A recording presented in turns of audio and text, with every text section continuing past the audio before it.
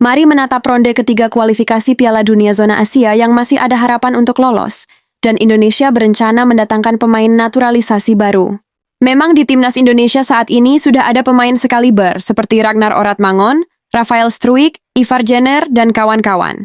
Tapi timnas Indonesia masih butuh pemain baru lagi untuk mengisi pos depan dan lini tengah, untuk memperoleh poin di kandang Socceroos. Syukur-syukur bisa mempermalukan Jack Irvine dan kawan-kawan di hadapan penonton Socceroos.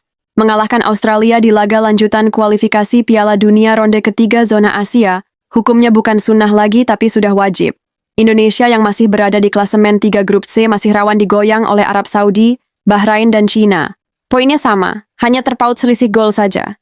Tentu ini bisa jadi mimpi buruk jika Indonesia tak mengamankan poin saat bertamu ke negeri Kangguru. Maka untuk menghadapi laga berat tersebut, Indonesia tengah mempersiapkan semuanya dengan matang, termasuk mendatangkan pemain baru berkualitas Eropa. Salah satu di antara pemain yang dipersiapkan oleh PSSI itu adalah Jairo Riedewald. Ya, tepatnya setelah laga lawan Bahrain dan China pada 19 Oktober 2024, media Belanda Voetbal Primer membocorkan kalau ada salah satu pemain kelahiran Belanda bakal masuk agenda naturalisasi PSSI. Lewat penuturan pemimpin redaksi Voetbal Primer, Jairo Riedewald kemungkinan bakal bergabung bersama Tom Hey dan kawan-kawan. Tentu saja Jairo Riedewald adalah pemain berkualitas yang pernah dilahirkan. Bagaimana tidak?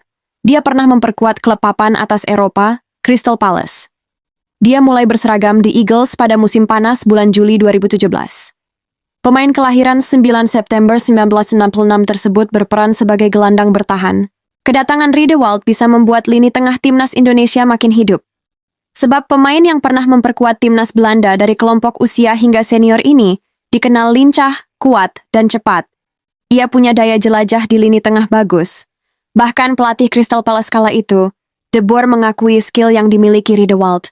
Pemain yang sekarang ini memperkuat Royal Antwerp FC itu termasuk pemain yang serba bisa. Jika Jairo Riedewald berhasil didatangkan, Indonesia tak perlu minder lagi melawan Jepang nantinya. Kabar yang beredar, mantan pemain Crystal Palace itu punya darah Indonesia. Seperti yang dilansir bola.com bahwa nenek dari Jairo Riedewald tinggal di Ambon. Ibunya adalah seorang blasteran Indonesia Belanda. Dan ayahnya berasal dari Belanda. Secara garis keturunan memang memenuhi. Hanya saja, untuk menaturalisasi Jairo agak berat. Hal itu diakui sendiri oleh ex-ko PSSI, Arya Sinulinga. Kalaupun ingin menaturalisasi mantan pemain Crystal Palace itu, selain sulit juga butuh waktu yang tidak sebentar. Mengingat sang pemain pernah membela timnas senior Belanda. Kabar tak kalah menghebohkan naturalisasi selain Jairo Riedewald, yang pernah debut melawan Persija Jakarta itu, salah satunya adalah Ole Romeni. Pemain Oxford United ini bahkan terang-terangan sudah menunjukkan akan membela Indonesia.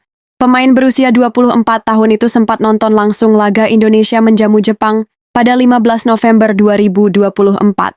Jelas kehadiran Bang Ole ke Stadion Utama Gelora Bung Karno bukan tanpa alasan atau cuman iseng-iseng saja. Tapi rupanya pemain kelahiran tahun 2000 itu bakal menjadi bagian dari timnas Indonesia. Ia tengah dipersiapkan untuk mengisi pos depan timnas Garuda. Ole Romeni masuk dalam radar PSSI begitu diketahui neneknya berasal dari Medan, Sumatera Utara. Ia memenuhi syarat naturalisasi yang ditetapkan oleh FIFA, di mana ada kaitan keturunan baik dari bapak maupun ibu Ole Romeni. Sungguh keberkahan yang luar biasa bagi Indonesia. Sebab di timnas Indonesia sendiri masih memerlukan striker tajam seperti Bang Ole. Dia adalah sosok striker muda yang punya potensi bagus. Mantan pemain FC Utrecht itu dikenal sebagai striker yang mematikan. Selama perjalanan karir sepak bola Romeni, dia sudah mengemas 41 gol dan 15 assist dari total 194 pertandingan yang pernah dilakoni.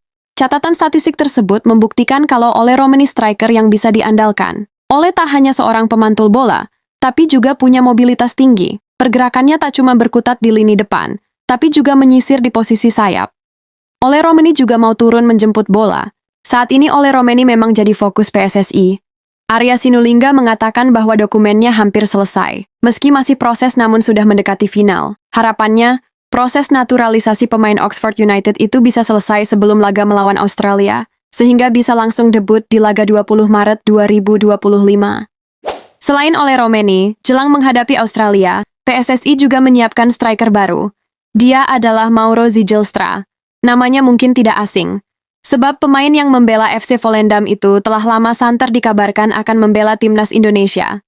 Mauro sebagai striker termasuk pemain yang gacor. Buktinya Mauro yang masih berusia 20 tahun itu mengantongi 9 gol dan 1 assist selama 19 pertandingan pada musim 2003-2024. Pencapaian itu menegaskan bahwa Mauro Zylstra adalah sosok pemain potensial yang cocok untuk membenahi lini depan timnas Indonesia, yang sering membuang peluang bagus di kotak penalti lawan. Hal itu tak mengherankan bila di musim 2024-2025, Mauro tampil mengesankan bersama FC Volendam U21. Pemain yang lahir pada 9 November 2024 itu sudah berlaga sebanyak 9 kali. Dia sudah berhasil mengoleksi 6 gol dan 2 assist. Sayangnya, tidak seperti Ole Romeni, proses naturalisasi Zylstra tak akan bisa selesai dalam waktu dekat, sebab baru mulai tahap awal. Pihak PSSI kabarnya masih melihat-lihat dulu dokumennya. Apakah Zylstra bisa dinaturalisasi? Jadi, PSSI tak bisa menjanjikan. Zylstra sendiri kabarnya memang memiliki darah Indonesia dari sang nenek. Kebetulan neneknya berasal dari Bandung. Maka secara status naturalisasi, ia bisa menjadi kewarganegaraan Indonesia meski tinggal dan besar di Belanda. Kehadiran Jairo Riedewald, Ole Romeni, dan Mauro Zylstra pasti akan sangat menguntungkan timnas Indonesia. Seandainya ketiga pemain ini berhasil dinaturalisasi, Indonesia akan makin kuat, khususnya di lini tengah dan depan.